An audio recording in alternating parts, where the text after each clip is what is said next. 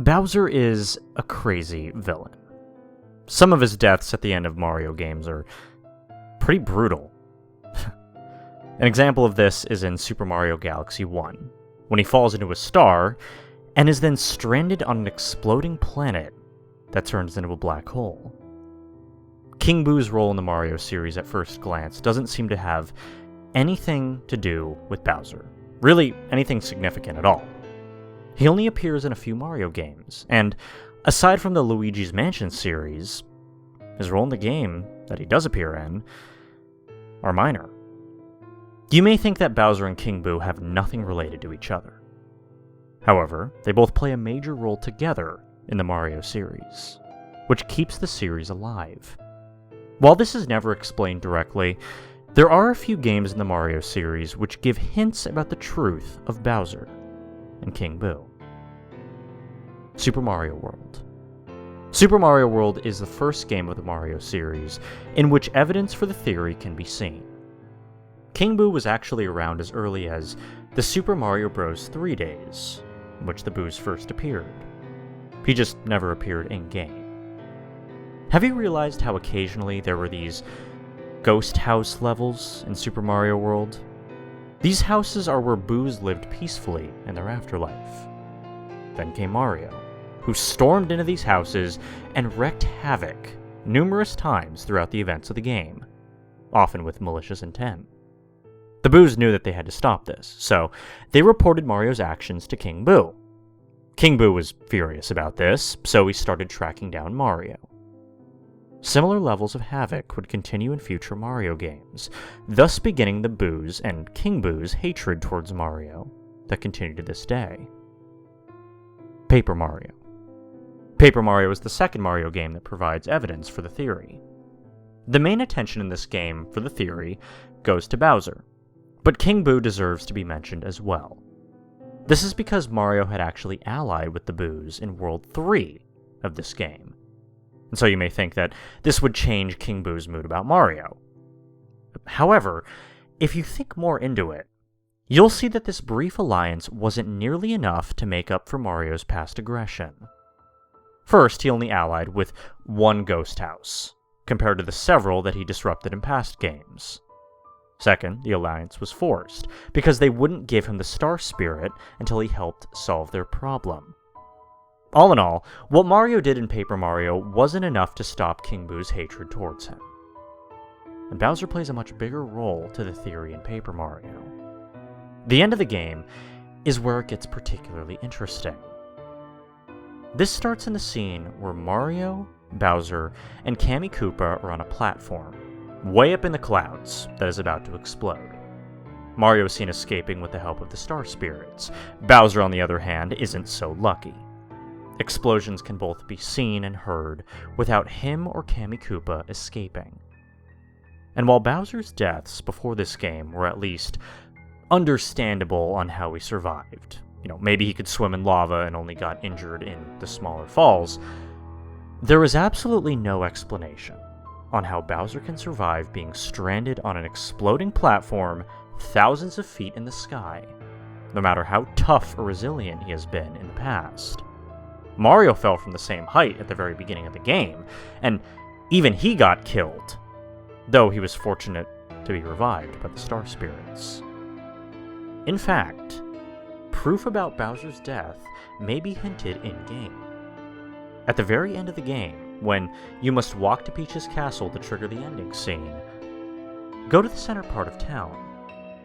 In front of Merlin's house should be a sign, which is called the Toad Town News. After mentioning about how Mario defeated Bowser and how Peach and her castle are safe, it also mentions this. Bowser was beaten badly, and will likely never return. We're sure of it. Almost positive. After saying the obvious on how Bowser was badly beaten, it also states on how confident they are in that Bowser wouldn't return. This connection that can be made with this series of events strongly suggests that Bowser had suffered such a brutal beating that he had finally been killed. But, wait, If Bowser is dead, then why is he still alive as the main villain in the Mario series today?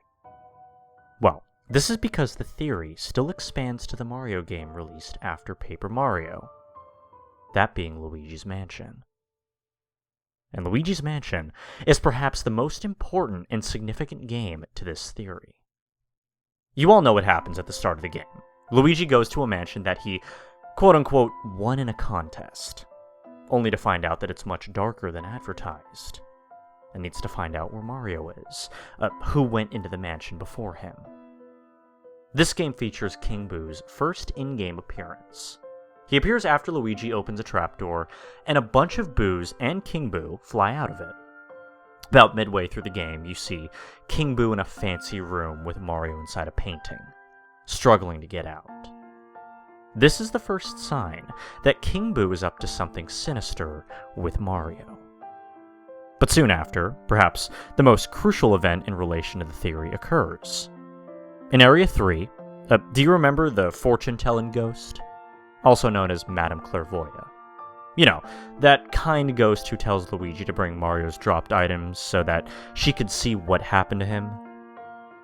Well, once you give her the last object, after she tells the orb to show them all it can be about Mario, she will say this. What is this? Bowser! How can this be? I see the hideous form of Bowser. Is Bowser somewhere in this mansion? I cannot believe it. And yet I see it. I thought that Mario had soundly defeated Bowser. Has King Boo somehow revived Bowser? This could be horrible. Well, for you. While she confirms that Bowser still exists, she doesn't understand why, considering Mario soundly defeated Bowser, that this happens. Remember, though, that Paper Mario was the Mario game before Luigi's Mansion, and how the Toad Town news sign in Paper Mario also thought that Bowser wouldn't return. Also recall Bowser's brutal defeat at the end of Paper Mario. See a connection here? Also note the part where she mentions how King Boo could have revived Bowser. Now this will be important later on. Another connection can be made when Luigi opens the door to King Boo's room. Before the final battle begins, King Boo talks to Mario's painting, and at one point says this interesting line. I remember how much trouble you've caused me in the past.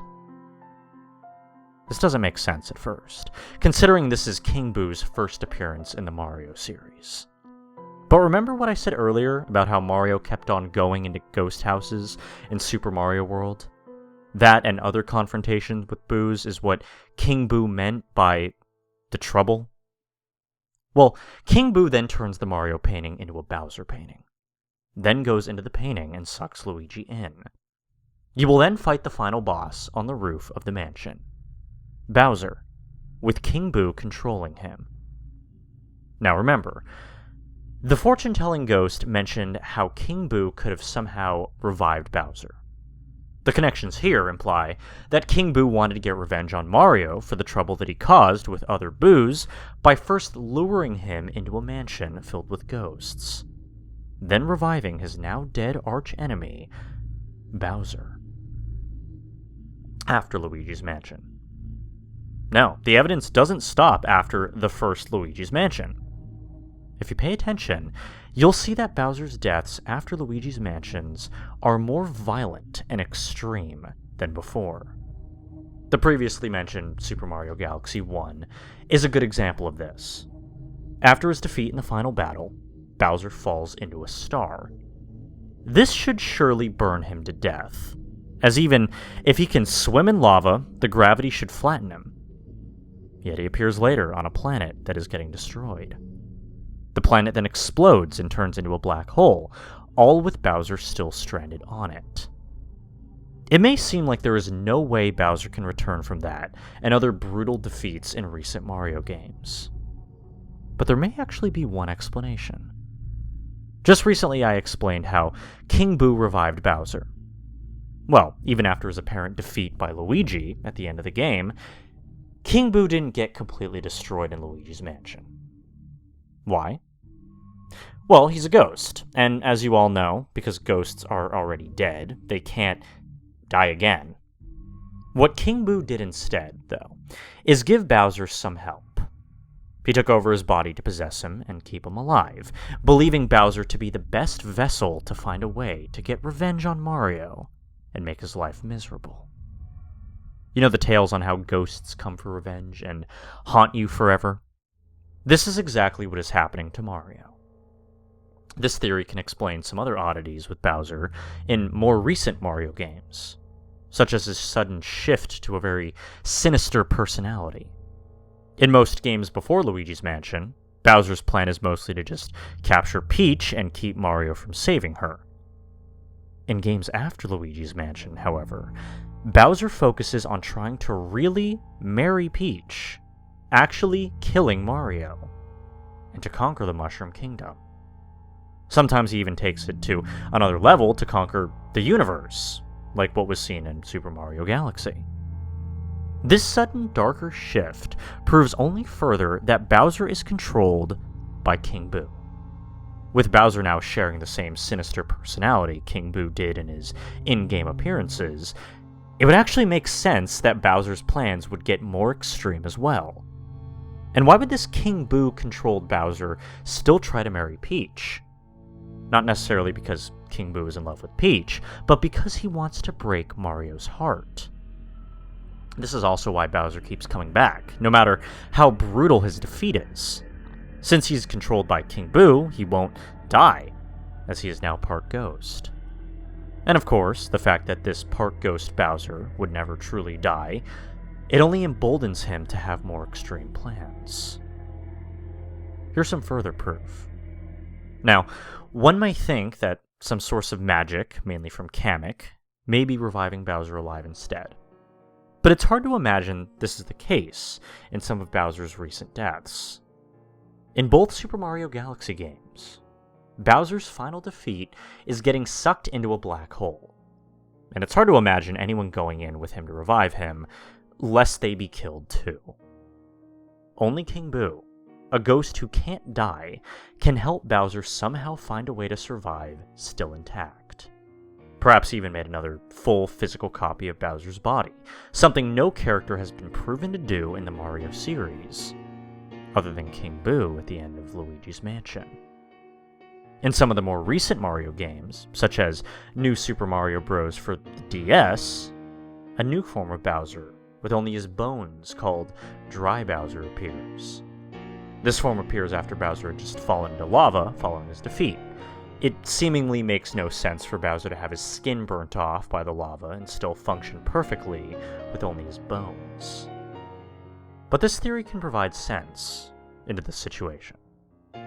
While the lava would damage Bowser's body itself and burn all the skin off, it wouldn't impact King Boo's possession of the body. This would allow Bowser to function fine with only his bones. In fact, Bowser's carcass is actually not the only body which is possessed after it's defeated. Dry Bones enemies, which are the remains of regular Koopas, are able to still function and be a threat to Mario, despite being dead, because regular Boos are possessing them. Since King Boo is more powerful than the other Boos, it would make sense for him to be able to possess the King of the Koopas, that being Bowser. As a more powerful Boo, King Boo may also have the unique ability to return Bowser's skin later on as well. And after Luigi's Mansion, King Boo himself only physically appeared in Mario spin-off games, such as Mario Party and Mario Kart, as well as a select few other Mario games, such as Super Mario Sunshine and Super Princess Peach. King Boo's appearance in those games may seem to debunk this theory, but, pay attention to how King Boo looks in the Luigi's Mansion games, as opposed to how he looks in all other games. The Luigi's Mansion King Boo has features unique to all other Boos, such as glowing eyes, purple tongue, and the crystal crown. The King Boo in all other Mario games do not have any of these features. He more so resembles Big Boo in these games instead, just a larger version of regular Boos, except with a crown on his head. What this most likely indicates is that the King Boo you see in Mario Kart Mario Party, and other non-Luigi's Mansion games is either just a fake or replacement king, while the true King Boo is busy controlling Bowser. Luigi's Mansion Dark Moon. In Luigi's Mansion Dark Moon, King Boo, likely frustrated from a series of defeats while in possession of Bowser, escapes from Bowser's body to try to come up with a plan while in his ghost form, perhaps trying to take a different approach than usual in order to achieve success. Bowser doesn't even make an appearance in the game at all, which can also be seen as evidence for the theory. It should be noted that King Boo never made it clear that he managed to escape his painting that he appeared to be trapped in at the end of the first Luigi's Mansion game, in order to make sure Mario couldn't connect him to Bowser, I suppose. However, he saw Professor Egad's decision to sell the painting in this game as a good opportunity to make it appear as though he escaped the painting after being trapped in it. And despite King Boo's efforts to get revenge on the Mario Bros. And achieve domination by shattering the Dark Moon, Luigi again manages to defeat him in ghost form. King Boo, of course, doesn't really die at the end of the game. He just returns to Bowser's body to think of his next plan. Super Mario 3D World. The plot of Super Mario 3D World may provide proof to the theory. In this game, instead of capturing Peach, the King Boo-controlled Bowser instead attempts to kidnap the 7 Sprixie princesses. This decision may appear to make no sense from Bowser's perspective, but with the knowledge of this theory, it actually does. See, the reason is that the Sprixies are the only ones who can actually destroy ghosts. This leads to King Boo kidnapping the princesses instead of Peach, as he identified these princesses as a true threat to him. And although defeated, King Boo was still able to escape. Now here's another theory. Another similar theory to the one explained above is that King Boo is actually Bowser's ghost. The theory would mostly have the same concept, except this time, there was no true King Boo before Paper Mario. And when Bowser died in Paper Mario, his spirit became King Boo, which was first seen directly afterwards in none other than the next game chronologically, Luigi's Mansion. Therefore, the trouble in the past that King Boo meant in Luigi's Mansion would not specifically be for the trouble he caused in ghost houses, but instead the trouble that he caused while he was alive, trying to capture Peach. King Boo then built and revived his own body, which, with the exception of Luigi's Mansion Dark Moon, used to try to get revenge on the Mario Bros. Over and over, but with failure each time. With the fact that dry bones are referred to as dead Koopa Troopas possessed by their own spirit in the form of boos, it makes sense that Bowser, the king of the Koopa Troopas, would be possessed by his own spirit in the form of King Boo, and Bowser also having a dry bones-like form with dry Bowser. This could also better explain how Bowser, even after Luigi's Mansion, still showed an infatuation toward Peach. Since under this theory, King Boo is the dead form of Bowser. It would make sense that he would still try to marry Peach, and it would also make sense that he would take it more seriously and go a step forward with extreme and dangerous plans of world domination, now that he doesn't need to worry about the fear of death, since he is now, in fact, undead.